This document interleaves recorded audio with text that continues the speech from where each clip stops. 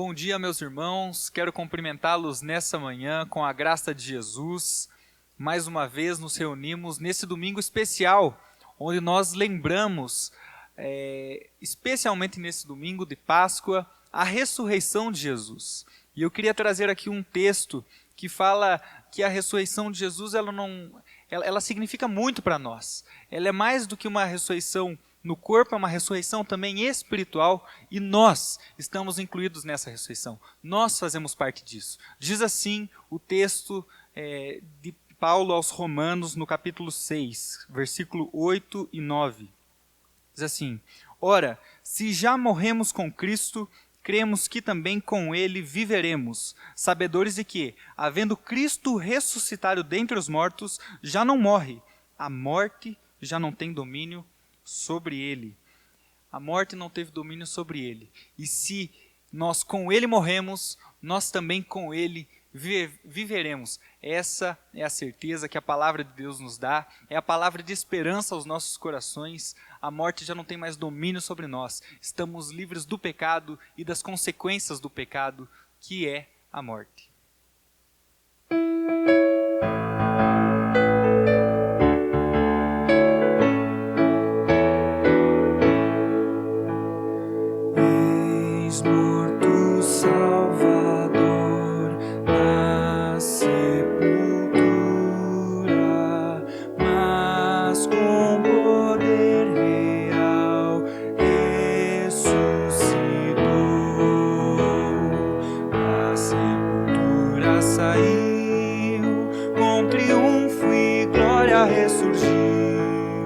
Ressurgiu vencendo a morte e seu poder, pode agora a todos vida conceder. Ressurgiu, ressurgiu, aleluia, ressurgiu. Tomaram precaução com seu sepulcro,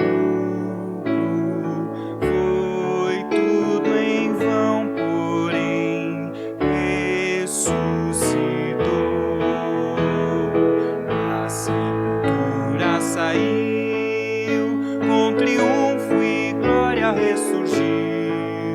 Ressurgiu vencendo a morte e seu poder, pode agora a todos vida conceder. Ressurgiu, ressurgiu, aleluia, ressurgiu.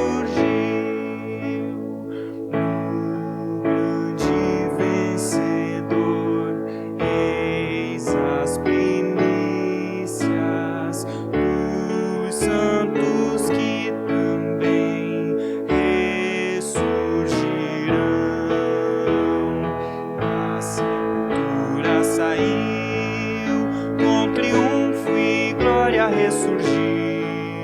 ressurgiu vencendo a morte e seu poder, pode agora a todos vida conceder.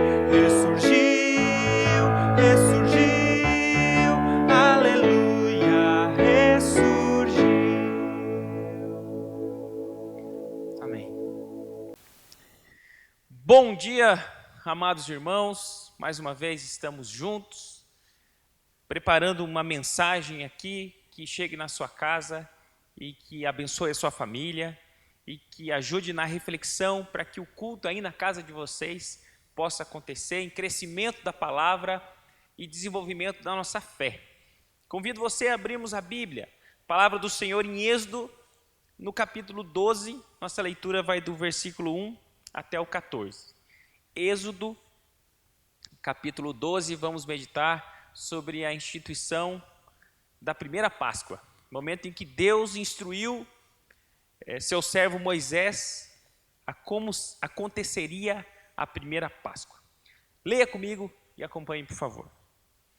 Disse o Senhor a Moisés e a Arão na terra do Egito: Este mês vos será o principal dos meses, será o primeiro mês do ano. Falai a toda a congregação de Israel, dizendo: aos 10 deste mês, cada um tomará para si um cordeiro, segundo a casa dos pais, um cordeiro para cada família.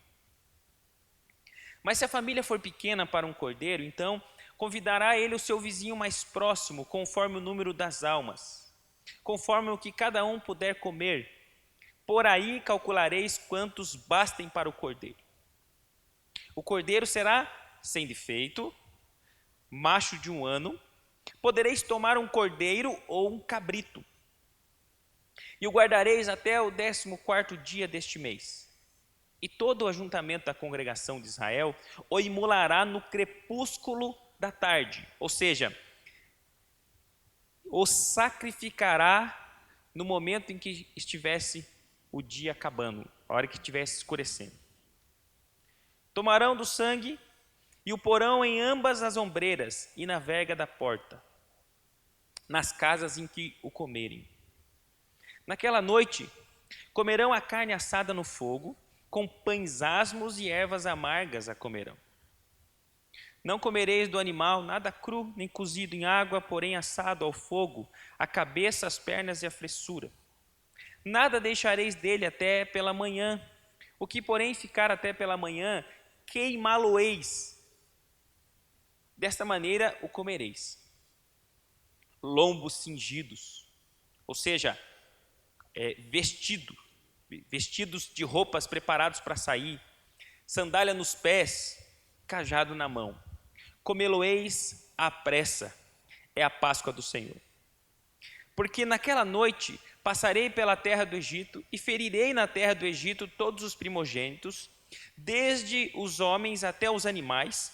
Executarei juízo sobre todos os deuses do Egito, eu sou o Senhor.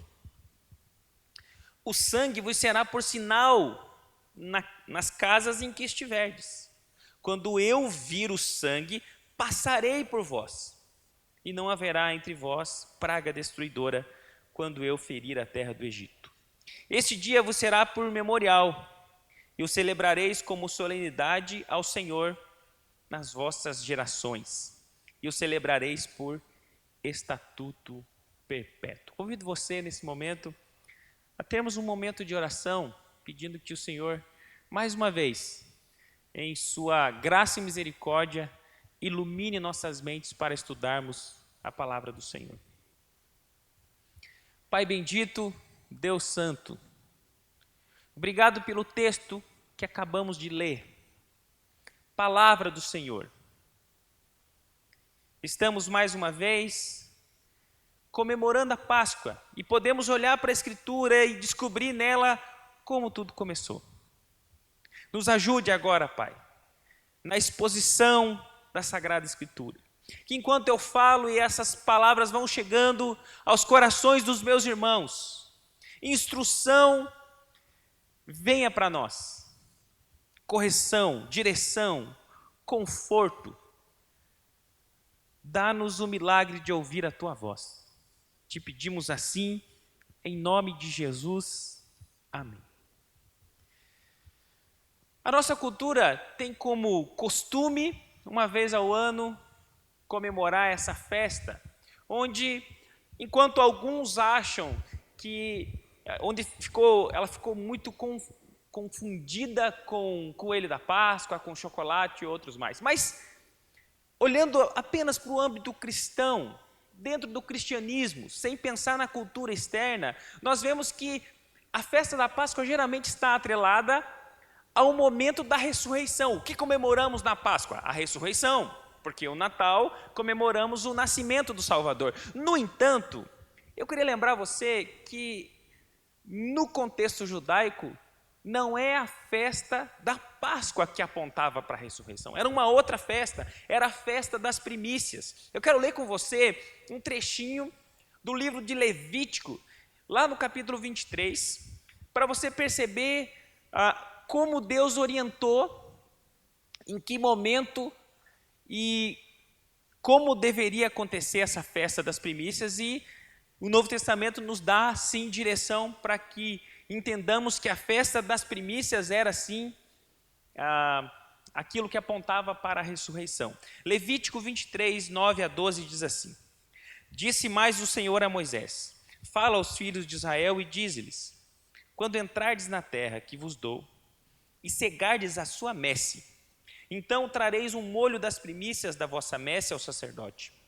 Este moverá o molho perante o Senhor, para que sejais aceitos.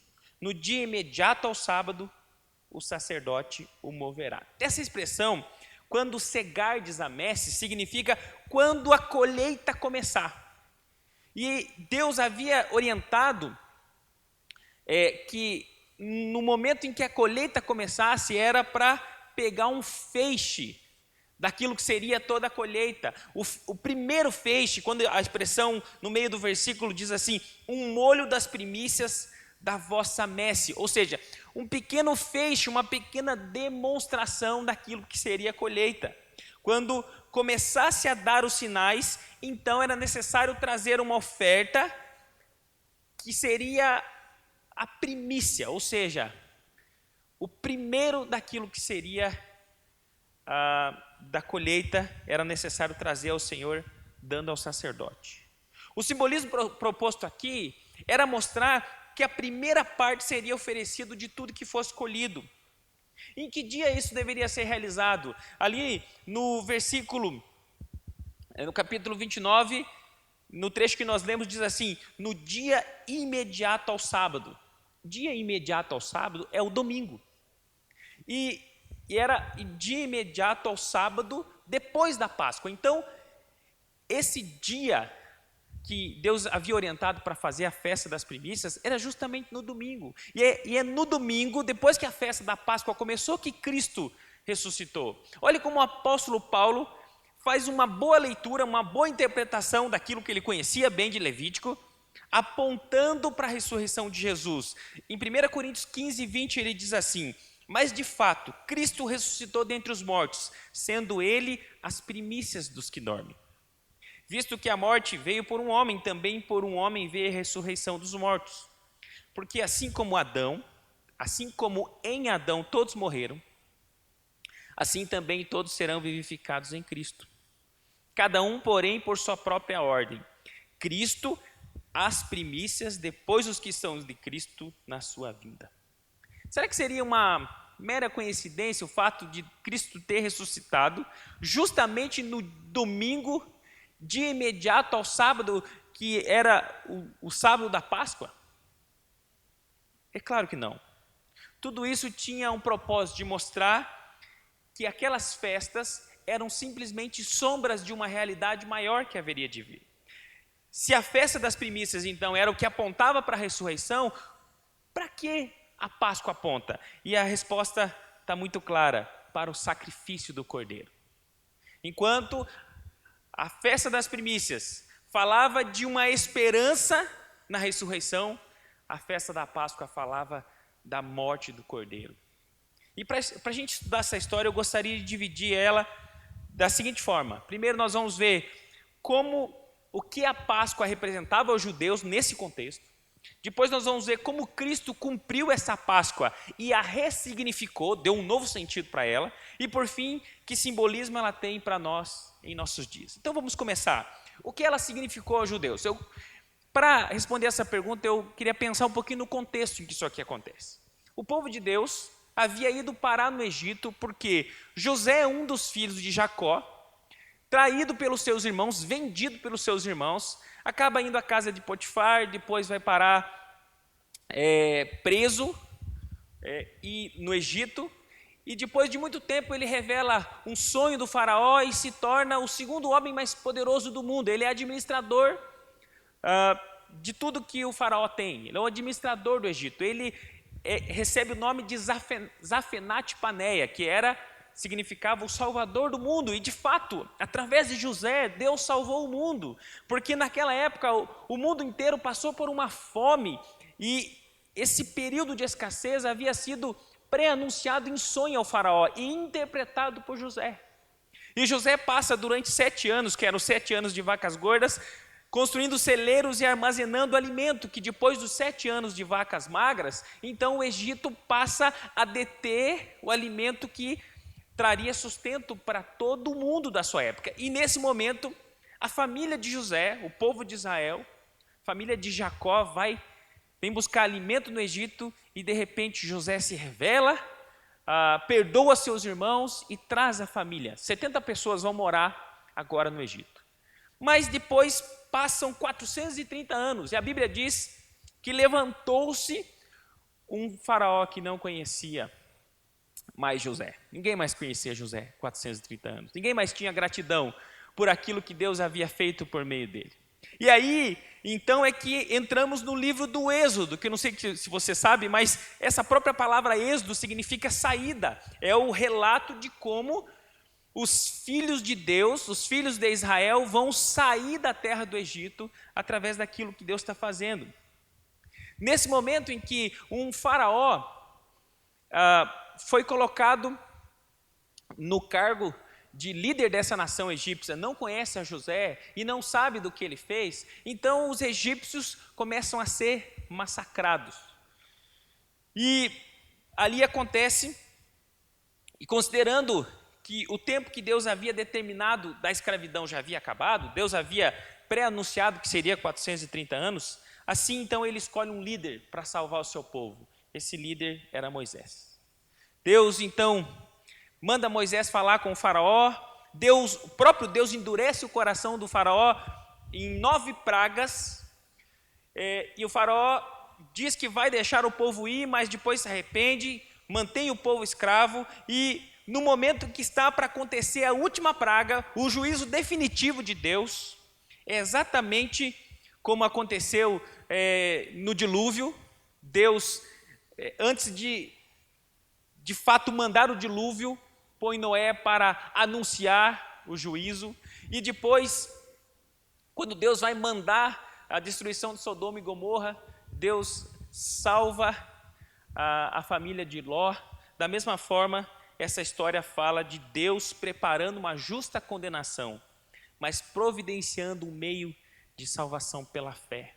É mais uma história onde Deus resolve fazer um ajuste de contas com pecadores. No entanto, Ele não deixa esses pecadores sem uma oportunidade de salvação. É exatamente esse o contexto em que essa festa foi instituída.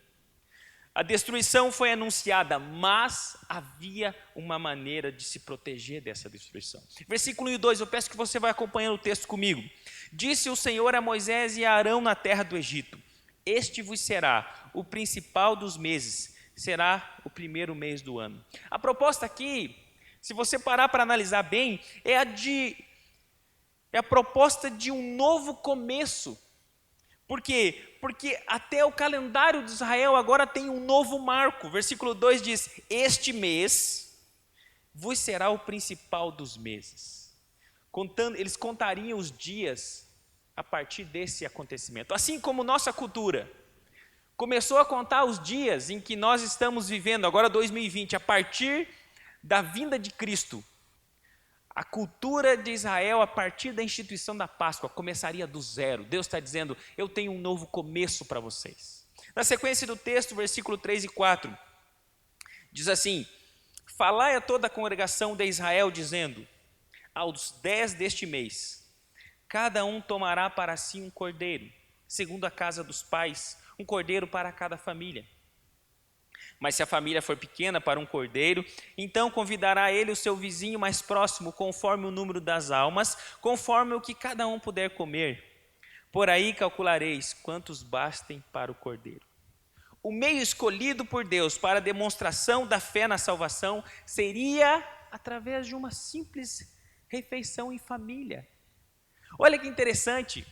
Alguns dias atrás nós estudamos sobre a história de Josafá e havia algo intrigante ali. O que era irônico é que um exército grande vinha da Assíria lutar contra Josafá. Josafá sabia que seu exército era muito menor, mas decidiu colocar o coração dele confiante em Deus, e Deus diz para ele: vocês não precisam pegar em espadas, em escudos.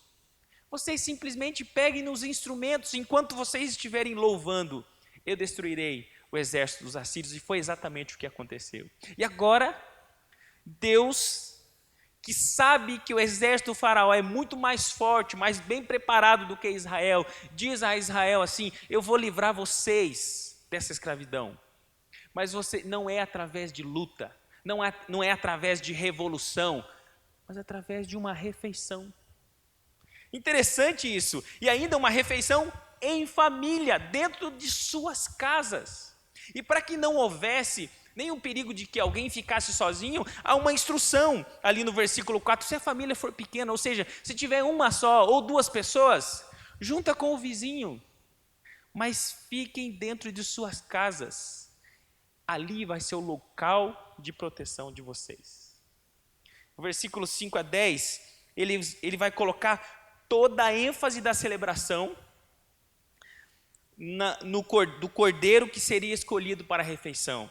Repare que versículo 5 diz que o cordeiro será sem defeito, macho de 1 ano. Na sequência diz que ele será sacrificado no crepúsculo da tarde, no final do entardecer. O sangue do cordeiro será usado para pintar as ombreiras e a verga da porta. As ombreiras eram as madeiras que estavam nas verticais e a verga na horizontal. Ou seja, é mais aqui uma alusão ao que Cristo vai viver depois na cruz e é o que vai nos dar salvação. Uma madeira na vertical e outra na horizontal. O sangue no madeiro. Precisava ser assado, não podia sobrar nada.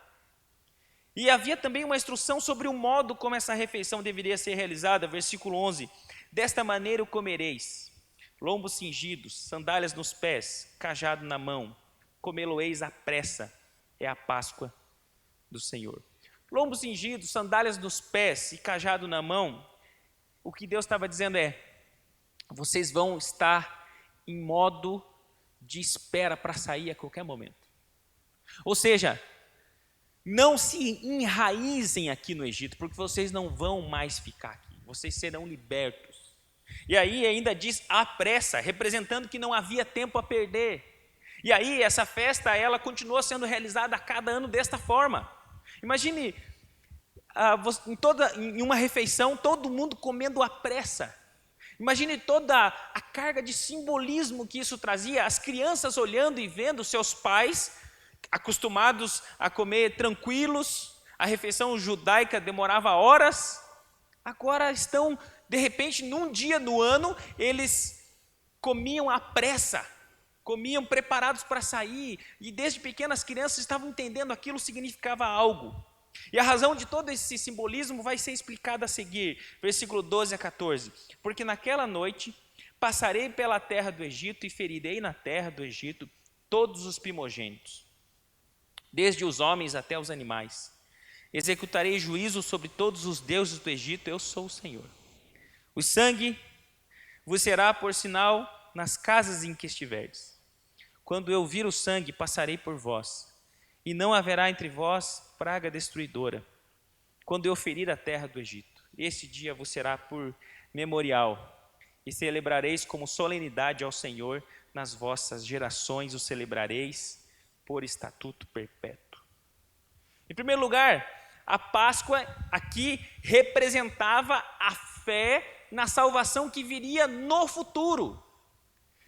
Deus está passando orientações a Moisés, que ainda vai falar com o povo, que ainda vai matar o cordeiro, que ainda vai se reunir na meia-noite naquele dia para comer a carne, para usar o sangue para passar nas vergas, na verga e nas ombreiras da porta. Tudo isso ainda vai acontecer. E quem foi salvo dessa destruição? Aquele que creu. Aliás, a própria palavra Páscoa significa passar por cima, pessar. Pessar significa passar por cima. Então, celebrar a Páscoa para esse judeu aqui nesse momento é crer que o juízo de Deus será desviado da minha casa por causa do sangue que está na porta da minha casa. Mas em segundo lugar, não é só essa festa não trata só de uma fé de algo que vai acontecer no futuro. Mas a Páscoa também apontava para a necessidade de lembrar a respeito do que Deus havia feito no passado. Versículo 14, no início, diz assim: este dia vos será por memorial.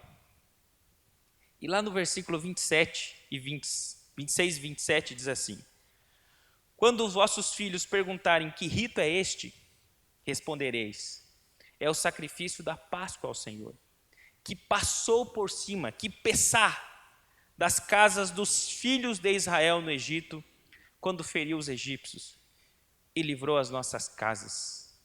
Então o povo se inclinou e adorou. Deus sabia que era importante que a memória do povo ficasse preservada para que eles nunca perdessem a identidade de povo escolhido de Deus. Deus deixa claro, vão passando de geração em geração. Da mesma forma, o evangelho precisa ser passado de geração em geração. Nossos filhos precisam conhecer a nossa fé. Mas em terceiro lugar, a Páscoa não é só uma esperança de algo que vai acontecer no futuro. Não era apenas um memorial de algo que tinha acontecido, mas a Páscoa do judeu também seria um símbolo da comunhão com Deus no presente, em cada geração. No final do versículo 14 diz assim: celebrareis como solenidade ao Senhor, nas vossas gerações o celebrareis por estatuto perpétuo. Isso explica a importância, por exemplo, das reformas que aconteciam quando Israel se desviava de Deus. Então, eles sim se preocupavam com a construção do templo, se preocupavam com o ensino da palavra, mas pode observar, começava sempre com a reestruturação das festas. O pastor Ed escreveu um texto que está no boletim, que foi enviado esse final de semana para nós, e lá ele fala sobre a reforma que Josias fez no seu tempo. O rei Josias faz uma reforma e ele começa tudo restaurando a festa da Páscoa que havia se perdido. E agora eu passo para a gente pensar um pouquinho como Cristo cumpriu essa Páscoa dos judeus e como ele a ressignificou. Ele cumpriu porque João Batista, quando o vê, o seu primo, ele diz assim: esse é o Cordeiro de Deus que tira o pecado do mundo. João 1:29. O apóstolo Pedro entrou em mais detalhes ainda. Olha o que ele fala em 1 Pedro, capítulo 1, versículo 17 a 19. Ora, se invocais como Pai aquele que sem acepção de pessoas julga segundo as obras de cada um, portai-vos com temor durante o tempo da vossa peregrinação, sabendo que não foi mediante coisas corruptíveis, como prata ou ouro, que fostes resgatados do vosso fútil procedimento que vossos pais vos legaram, mas pelo precioso sangue, como de cordeiro sem defeito e sem mácula, o sangue de Cristo. O que o Pedro está falando para nós aqui na sua primeira carta? Ele está dizendo o seguinte, que o simbolismo daquele cordeiro, daquele animal, ou poderia ser um cabrito também, se cumpriu em Cristo, porque Cristo é o Cordeiro de Deus, sem defeito, sem mácula, ou seja, sem pecado. O apóstolo Paulo, em 1 Coríntios, capítulo 5, versículo 7, diz que ele é o nosso Cordeiro Pascal. E olha só o que o autor aos Hebreus, que tipo de interpretação dessa passagem, de outras que falavam de derramamento de sangue necessários para perdão de pecados, como o autor aos Hebreus vai fazer uma relação com tudo isso do Antigo Testamento cumprindo-se em Cristo. Hebreus 9, 13 e 14 diz assim: portanto, se o sangue de bodes e de touros e a cinza de uma novilha, aspergidos sobre os contaminados, os santificam, quanto à purificação da carne, muito mais o sangue de Cristo, que pelo Espírito eterno, a si mesmo se ofereceu sem mácula, sem pecado a Deus, purificará a nossa consciência de obras mortas para servirmos ao Deus vivo. Cristo cumpriu plenamente, perfeitamente, aquilo que essa Páscoa de Êxodo 12 era apenas uma sombra, apenas pré-anunciava a verdadeira Páscoa. Cristo é o Cordeiro de Deus, sem defeito e sem mácula. Cristo foi sacrificado sim no crepúsculo, ele foi crucificado às 3 da tarde, mas ficou 3 horas na cruz, até anoitecer. E o próprio Cristo ainda mostrou e ainda ressignificou a ceia, porque ele mostrou que estava cumprindo as expectativas da Páscoa e substituindo essa festa por uma nova a partir da cruz. Mateus 26, 26 a 28 diz: enquanto comiam, tomou Jesus um pão e abençoando o partiu e o deu aos discípulos, dizendo: tomai, comei, isto é o meu corpo.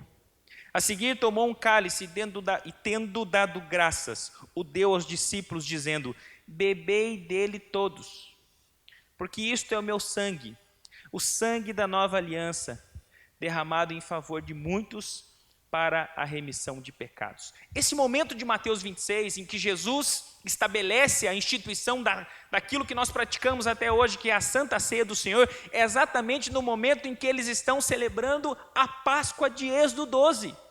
Muitos anos se passaram e todos os anos Israel foi celebrando a Páscoa, mas agora Israel vai ser transformado em igreja. A circuncisão está sendo transformada naquilo que nós conhecemos como batismo, e a Páscoa agora é comemorada todos os meses como ceia. A Páscoa dos judeus é a ceia dos cristãos. E eu encerro pensando que simbolismo tudo isso tem para nós, em nossos dias. Somos ordenados a realizar a Páscoa todas as vezes que comemos do pão e bebemos do cálice. Quando fazemos isso, em primeiro lugar, trazemos à memória a salvação que Cristo nos deu, quando o seu sangue foi derramado na cruz. Assim como o judeu realizava a Páscoa em memorial, um dos aspectos da realização da ceia também é em memorial. Mas em segundo lugar, a ceia não é apenas um memorial daquilo que Cristo fez, mas quando praticamos a ceia também admitimos a nossa necessidade de perdão renovado que essa Páscoa nos traz cada vez que dela participamos durante o tempo da nossa peregrinação até o momento em que entrarmos na terra prometida. E por fim, na ceia do Senhor, a Páscoa dos cristãos, declaramos que toda a nossa esperança está na promessa de que um dia participaremos em definitivo da Páscoa na presença do Senhor Jesus, como ele mesmo prometeu em Mateus 26, 29. E digo-vos que desta hora em diante, exatamente no momento em que ele está substituindo o sinal, não é mais, ele está participando da Páscoa, instruindo os discípulos de que vai chegar a crucificação, acabou de falar que um deles o trairia. Naquele momento ele diz assim: digo-vos que desta hora em diante não beberei mais deste fruto da videira até aquele dia em que eu hei de beber novo convosco no reino de meu Pai. Tem uma Páscoa preparada para mim e para você, eterna, no novo céu e na nova terra, na presença da Trindade, e aí nós estaremos, sim, de fato, celebrando a Páscoa que o Senhor preparou para nós. Deus seja louvado, que possamos guardar isso no nosso coração e adorá-lo por quem Ele é. Vamos orar mais uma vez? Deus, obrigado por esse estudo da palavra, obrigado pelo entendimento nosso que, mais uma vez, foi enriquecido com a leitura do Antigo Testamento e a interpretação que o Novo Testamento faz. Estamos agora vivendo na nova aliança. Podemos sim celebrar a Páscoa, mas não a Páscoa da cultura, dos ovos de chocolate e do coelhinho, e também não a Páscoa da ressurreição. Podemos comemorar a Páscoa da ceia do Senhor, mesmo que entristecidos, porque nesses dias estamos impossibilitados por causa do nosso isolamento necessário, estamos então incapazes de nos reunir e congregar para a ceia, mas conscientes de que em breve juntos estaremos. Ajude-nos, Pai, a gravarmos todos esses conceitos, todas essas histórias e a vivermos sempre nessa expectativa da Tua volta. Oramos em nome de Jesus. Amém. Deus abençoe. Um bom domingo a todos. Hoje à noite o pastor Ed, então, estará também falando nesse tema sobre a Páscoa, junto conosco no culto da noite. Deus abençoe a todos.